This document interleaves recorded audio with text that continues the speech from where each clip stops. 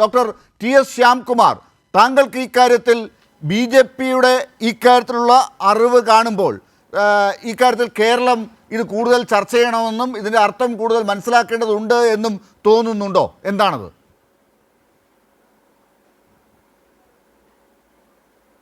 ഇതിവിടെ ആളുകളെ വളരെയധികം കൺഫ്യൂഷൻ ചെയ്യിപ്പിക്കുന്ന രീതിയിലാണ് സനാതന ധർമ്മത്തെ സംബന്ധിച്ച് പരിവാര ബുദ്ധിജീവികൾ, കോട്ടാൻകോട്ട് പരിവാര ബുദ്ധിജീവികൾ പ്രചരിപ്പിക്കുന്നത്. കാരണം നാരായണ ഗുരു പറഞ്ഞ സനാതന ധർമ്മം എന്ന് പറയുന്ന ആശയവും ആർഷഭാരത ബ്രാഹ്മണ പാരമ്പര്യത്തിലുള്ള സനാതന ധർമ്മം എന്ന് പറയുന്ന ആശയവും രണ്ടാണ്, രണ്ടും ഒന്നല്ല.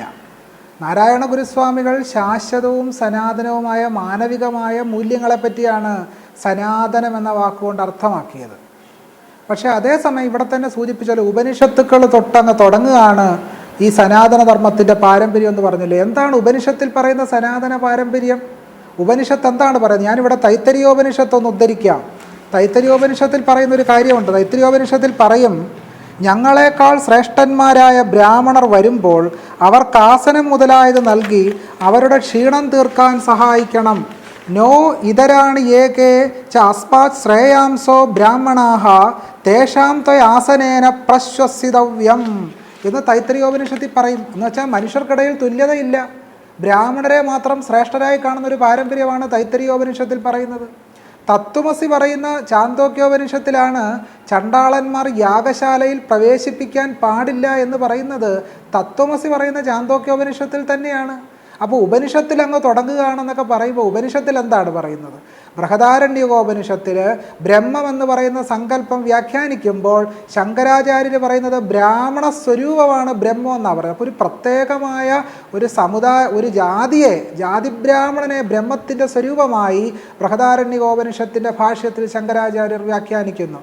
അപ്പോൾ ഇങ്ങനെ ജാതിയെയും ചാതുർവർണ്ണ്യത്തെയും വർണ്ണാശ്രമധർമ്മത്തെയും കൃത്യമായി ന്യായീകരിക്കുന്ന, അതിനെ സമർത്ഥിക്കുന്ന ഗ്രന്ഥപാരമ്പര്യങ്ങളുള്ള ഇതിഹാസ വേദ പുരാണ പാരമ്പര്യങ്ങൾക്കകത്തെ ധർമ്മം എന്ന് പറയുന്നത് ഞാനിവിടെ സൂചിപ്പിച്ചതുപോലെ ജാതി വ്യവസ്ഥയെ ന്യായീകരിക്കുന്ന ലോകവീക്ഷണമാണ് അതിൽ ഉള്ളടങ്ങിയിരിക്കുന്നത്. ഗുരുദേവൻ്റെ സങ്കല്പം, സനാതനം എന്ന് പറയുന്ന സങ്കല്പം അതിൽ നിന്ന് വ്യത്യസ്തമായിട്ടുള്ള ഒന്നാണ്. രണ്ട് ഉദാഹരണങ്ങളിലൂടെ അത് വ്യക്തമാക്കാം.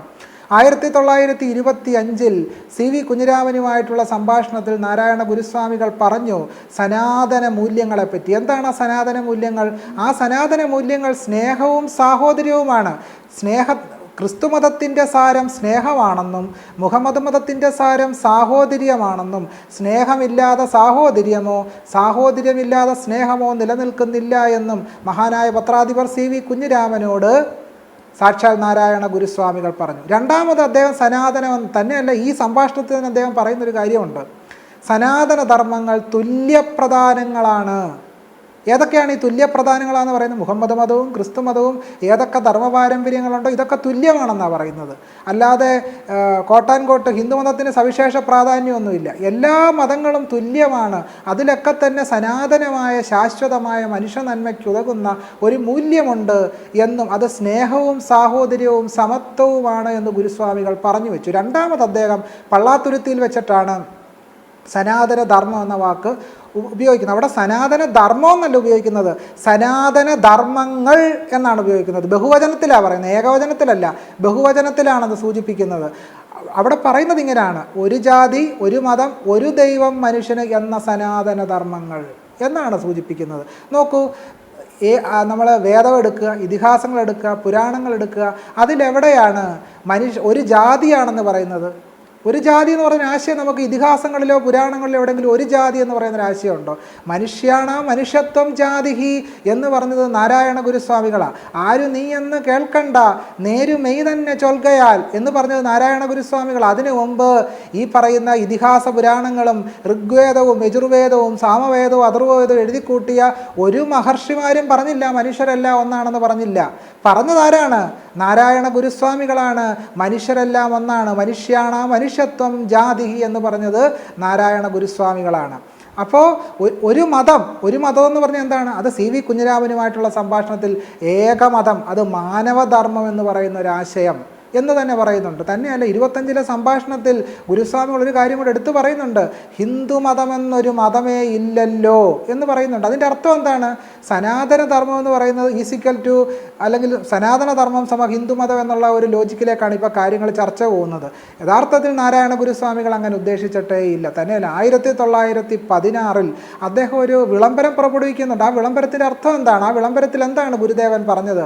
നാം ജാതി മതഭേദങ്ങൾ വിട്ടിട്ടിപ്പോൾ ഏതാനും സംവത്സരങ്ങൾ കഴിഞ്ഞിരിക്കുന്നു, എന്നിട്ടും ചില പ്രത്യേക വർഗ്ഗക്കാർ നമ്മെ അവരുടെ കൂട്ടത്തിൽപ്പെട്ടതായി വിചാരിക്കുന്നു എന്നാണ് ഗുരു പറഞ്ഞത്. തന്നെയല്ല പിന്നീട് കൊല്ലത്ത് ഒരു പട്ടത്ത് ഒരു സമ്മേളനം കൂടുന്ന അവസരത്തിൽ ഗുരു ഇതിനെ കൂടുതൽ വിശദീകരിക്കുന്നുണ്ട്. ഗുരു പറയുന്നത് നമുക്ക് ഏതെങ്കിലും പ്രത്യേക ജാതിയോടോ മതത്തോടോ യാതൊരു മമതയും ഇല്ല എന്നും, ഹിന്ദുക്കൾ ആവശ്യപ്പെട്ടത് കൊണ്ടാണ് ക്ഷേത്രങ്ങൾക്ക് പ്രതിഷ്ഠ നിർവഹിച്ചതെന്നും, അതുപോലെ ക്രിസ്ത്യാനികളും മുസ്ലിങ്ങളും ആവശ്യപ്പെട്ടാൽ വേണ്ടത് ചെയ്തു കൊടുക്കുന്നതിന് യാതൊരു മടിയും ഇല്ല എന്നാണ് ഗുരുസ്വാമികൾ പറഞ്ഞു വെച്ചത്. നമുക്ക് ഈ ആർഷഭാരത സനാതനത്തിൽ എന്താ കാണുന്നത്?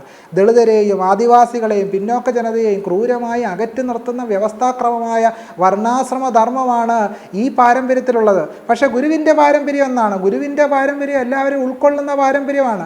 അപരനു വേണ്ടി അഹർനിശം പ്രയത്നം കൃപണത വിട്ട് കൃപാലു ചെയ്തിടുന്നു എന്ന് ഗുരുദേവൻ പാടി.